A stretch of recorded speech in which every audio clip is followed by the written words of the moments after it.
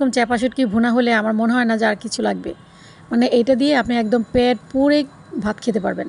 আজকে রান্না করব চ্যাপা শুটকি ভুনা। উফ কী যে স্বাদ! এখানে আমি কিছু শুকনো মরিচ বেটে নিয়েছি আর নিয়েছি রসুন বাটা।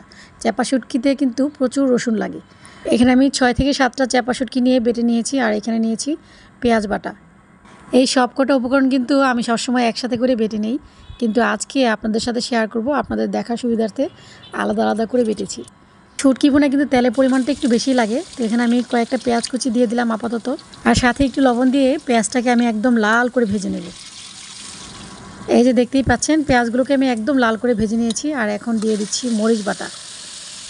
এতগুলো মরিচ নিয়েছি, ভাবছেন ঝাল লাগবে? একদমই না। এই মরিচের সাথে যেহেতু আমি রসুন পেঁয়াজ এগুলো ব্যবহার করব, সেই জন্য ঝালটা কমে যাবে। তো এখানে আমি এই যে দেখতেই পাচ্ছেন একদম ভরে ভরে 1 চামচ 2 চামচ আর আধা চামচ দিয়ে দিচ্ছি রসুন বাটা। এখন দিয়ে দিচ্ছি 1 চা চামচ হলুদের গুঁড়ো। আপনারা চাইলে 1 চা চামচ মরিচের গুঁড়ো দিয়ে দিতে পারেন সাথে করে, যেহেতু আমি অনেকগুলো মরিচ নিয়েছি। আপনারা ভাবতে পারেন যে এত মরিচ আমি খাই, তো সেই জন্য আপনাদের ভয়ে দিলাম না আর কি। তো এখন আমি এখানে পেঁয়াজ বাটা দিয়ে দিলাম 2 চামচ, তবে আমার পেঁয়াজ বাটা মনে হচ্ছে আরও লাগবে। এখন আমি আরও 2 চামচ পেঁয়াজ বাটা দিয়ে দিলাম ঝালটা কমানোর জন্য। তো যাই হোক, এগুলোকে আমি এখন খুব ভালো করে নেড়ে চেড়ে এখন দিয়ে দেবো শুটকি। এই যে বেটে রেখেছিলাম যে শুটকিটা, এই শুটকিটা দিয়ে দিলাম এখন। এই শুটকি ভুনার টেস্ট এখন আমি আপনাদেরকে বলবো না, আপনারা রান্না করে খাবেন, তাহলেই বুঝতে পারবেন যে এর টেস্টটা কীরকম।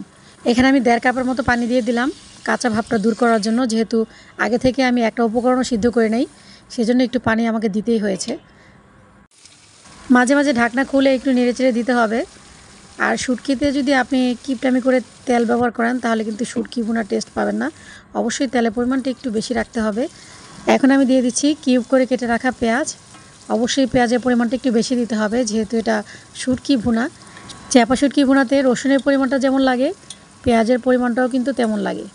আর আমি কিন্তু দেখতেই পাচ্ছেন যে একদম লাস্ট মুহূর্তে এসে আমি পেঁয়াজটা দিয়েছি, যাতে পেঁয়াজ খুব বেশি কুক না হয়ে যায় সেজন্য। এখন আমি স্বাদ মতো লবণ দিয়ে দিচ্ছি। চুলার আঁচটা কিন্তু এখন আমি একেবারে লোতে রেখে আরেকটু ঢেকে দিব, কারণ এটা যত লো আঁচে হবে ততই এটা স্বাদ বাড়বে। এখন কিন্তু আমি আর ঢাকবো না, যেহেতু এখন একদম লাস্ট মুহূর্তে আছি। তো এটাকে একদম ভাজা ভাজা করতে হবে, একদম পোড়া পোড়া করতে হবে, তাহলেই এটা থেকে সুন্দর একটা স্মেল আসবে আর এটার টেস্টও অনেক ভালো আসবে। তো আমার দেখতেই পাচ্ছেন হয়ে গেছে।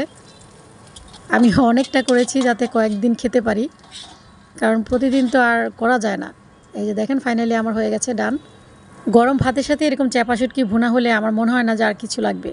মানে এইটা দিয়ে আপনি একদম পেট পুরে ভাত খেতে পারবেন।